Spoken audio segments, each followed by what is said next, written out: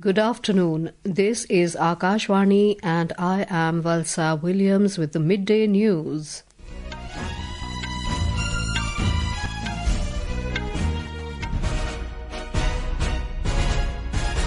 The headlines. Prime Minister Narendra Modi terms Rio leg of his Brazil visit productive, says bilateral meetings with world leaders will strengthen India's friendship with various nations. Prime Minister to hold talks with President of Brazil Luiz Inácio Lula da Silva in Brasília today to boost economic ties between the two countries. Bihar government announces domicile criteria for existing 35% quota for women in government jobs, also forms Youth Commission for Holistic Development of State's Youth. IMD forecasts heavy to very heavy rainfall in northwest and west coast parts of the country during next 4 days.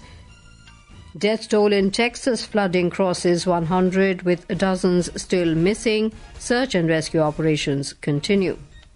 And Archery World Cup Stage 4 kicks off in Spain today. Deepika, Kumari and Jyothi Surekha to lead India's campaign. Prime Minister Narendra Modi will hold talks with President of Brazil Luiz Inácio Lula da Silva in Brasília today. Mr. Modi arrived in Brasília last night on a state visit after attending the 17th BRICS summit in Rio de Janeiro. The Prime Minister was given a warm welcome by the members of the Indian diaspora as he arrived in the Brazilian capital. Touched by the gesture, PM Modi described it as a memorable welcome while hailing the diaspora for staying connected with their roots.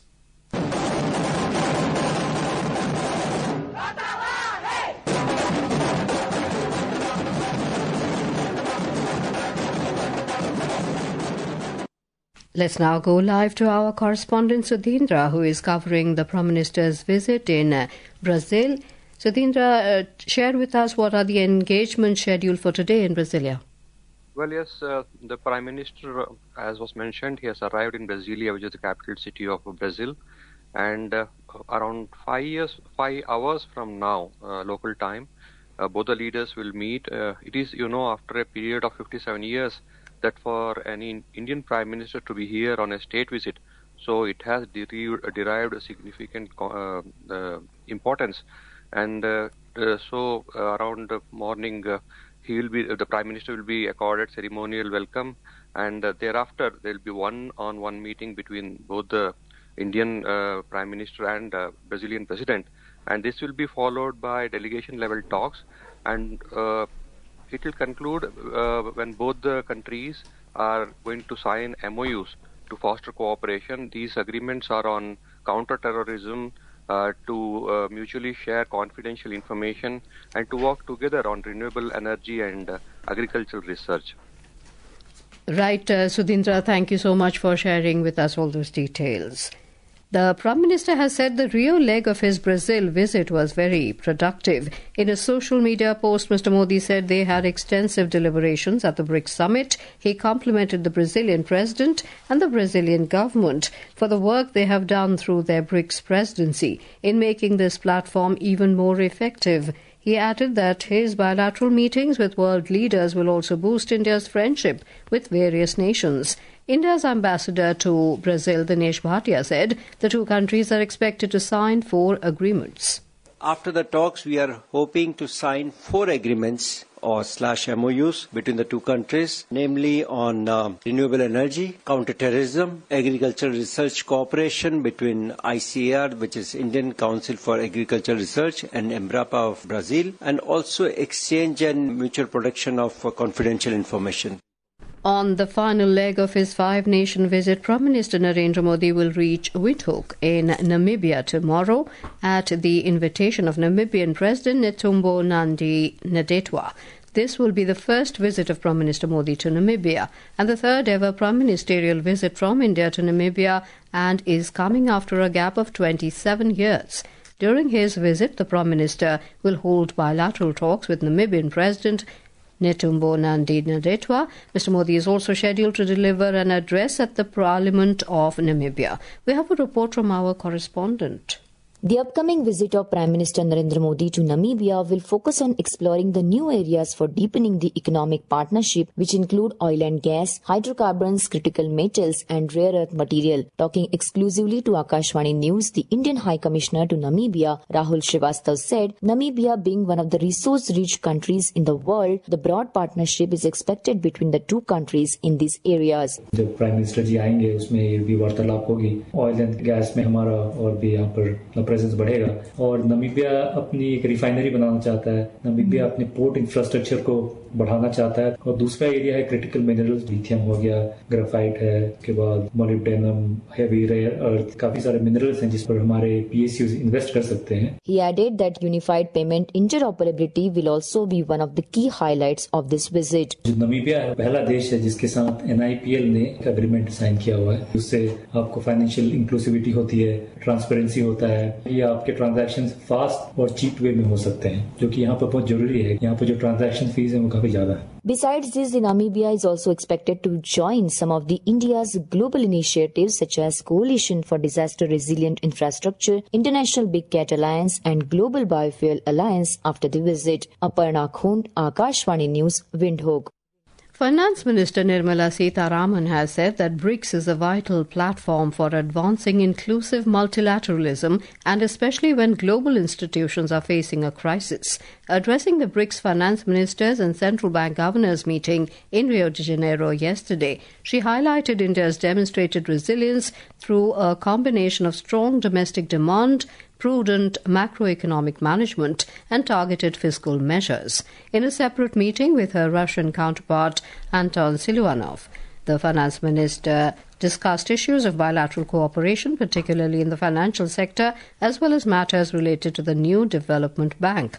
She also met with her Chinese counterpart Lan Fuan and emphasized that India and China are uniquely positioned to drive inclusive global growth and innovation as the two largest and fastest growing economies in the world.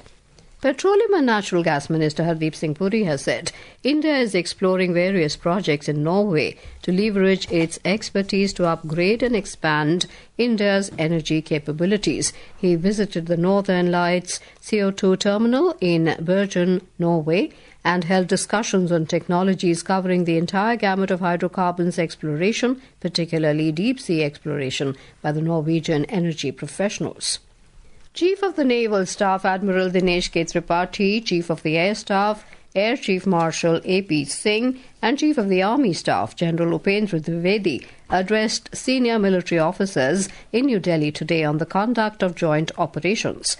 During the event, all three chiefs reaffirmed their commitment to tri-service synergy. According to the Indian Army, the address focused on joint operational planning with particular emphasis on integrated maritime and air warfare in future battle scenarios. This is Akashvani giving you the news. For quick news updates round the clock, follow us on our X handle at AIR News Alerts, and for details of stories and more, log on to our website www.newsonair.gov.in and download News on AIR app. Welcome back to the Midday News. In Bihar, the state government has decided to implement domicile policy for government jobs which are reserved for women. Currently, the 35% reservation quota has been fixed in government jobs for female candidates. The decision to implement domicile policy for women was taken today in a cabinet meeting chaired by Chief Minister Nitish Kumar. Now, only female candidates who are residents of Bihar will be able to get the benefit of 35% reservation. The proposal was brought by the General Administration Department. Women who are outside Bihar will be considered as general candidates. आज मंत्रिपरिषद में 43 एजेंडों पर निर्णय हुआ है। सबसे महत्वपूर्ण जो एजेंडा है वह है बिहार में युवा आयोग का गठन करने के संबंध में है। इस आयोग के द्वारा युवाओं से संबंधित जितने कार्य हैं उसके बारे में विचार करेगी। दूसरा, सामान्य प्रशासन से संबंधित एक बहुत महत्वपूर्ण निर्णय है जिसमें बिहार राज्य के सभी सरकारी सेवा संवर्गों में सभी स्तर के एवं सभी प्रकार के पदों पर सीधी नियुक्ति में राज्य की मूल निवासी महिला अभ्यर्थी को ही 35% क्षैतिज आरक्षण अनुमान्य होगा। The Cabinet has also decided to constitute a 7-member Youth Commission to look into matters of youth, migration, their skill development and holistic development. The Commission will deal with matters of migrant youth workers, youth pursuing higher studies. On to weather, the Indian Meteorological Department IMD predicted that the heavy to very heavy rainfall to continue over the northwestern parts of the country along the west coast during the next 4 days. According to IMD, heavy and extreme rainfall is expected over Madhya Pradesh today. The weather agency has also predicted heavy rainfall over West Bengal, Odisha and Jharkhand for the next 2 to 3 days. Talking to Akashvani News, IMD senior scientist Naresh Kumar said a red alert has been issued for East Madhya Pradesh. We are expecting very heavy rainfall, even extremely heavy rainfall over the central part of country, specifically over Madhya Pradesh. For that, we have given a red alert over East MP. And if you talk about the other joining area, we're expecting heavy rainfall over West Bengal, Odisha, Jharkhand for next 2-3 days. If you talk about Northwest India, presently the monsoon trough is just near normal position. It will slightly shift towards the north of its normal position by tomorrow. As a result, rainfall activity increase and there is a possibility of heavy rainfall over Punjab and Haryana on 9th and 10th. 9 people are stranded in different parts of Rasoa district in Nepal have been rescued safely. They were trapped after the Lende stream flooded near the Nepal-China border. Out of 37 people who had gone out of contact, 22 are now safe in a shelter. Efforts are on to trace the remaining 15 people. We have a report.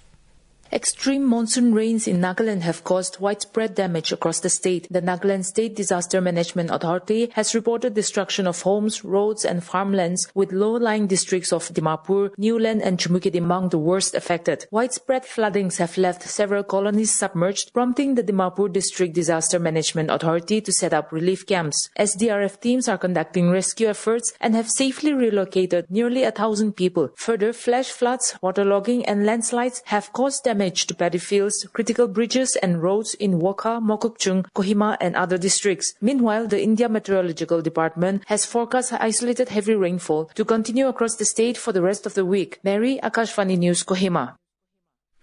In the United States, the death toll from a devastating flood in central Texas rose past 100 as the chance of finding more survivors faded on the 4th day of search.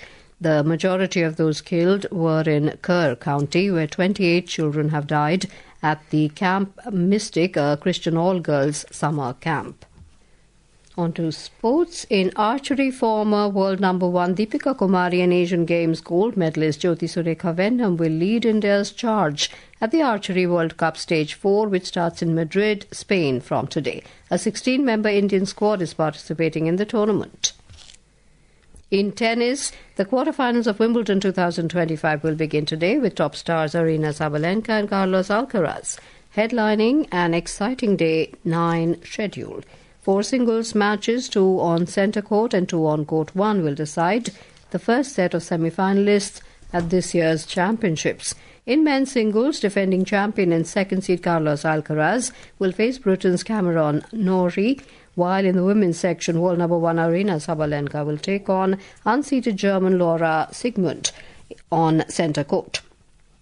Following the elimination of Yuki Bhambre in the men's doubles yesterday, there are now no Indian players left in action at Wimbledon 2025. And now, before we end the bulletin, the headlines once again. Prime Minister Narendra Modi terms Rio leg of his Brazil visit productive, says bilateral meetings with world leaders will strengthen India's friendship with various nations. Prime Minister to hold talks with President of Brazil, Luiz Inácio Lula da Silva in Brasília today to boost economic ties between the two countries. Bihar government announces domicile criteria for existing 35% quota for women in government jobs, also to form Youth Commission for holistic development of state's youth. IMD forecasts heavy to very heavy rainfall in the northwest and west coast of the country during the next 4 days. Death toll in Texas flooding crosses 100 with dozens still missing. Search and rescue operations continue. An Archery World Cup Stage 4 kicks off in Spain today. And with that, we end the midday news.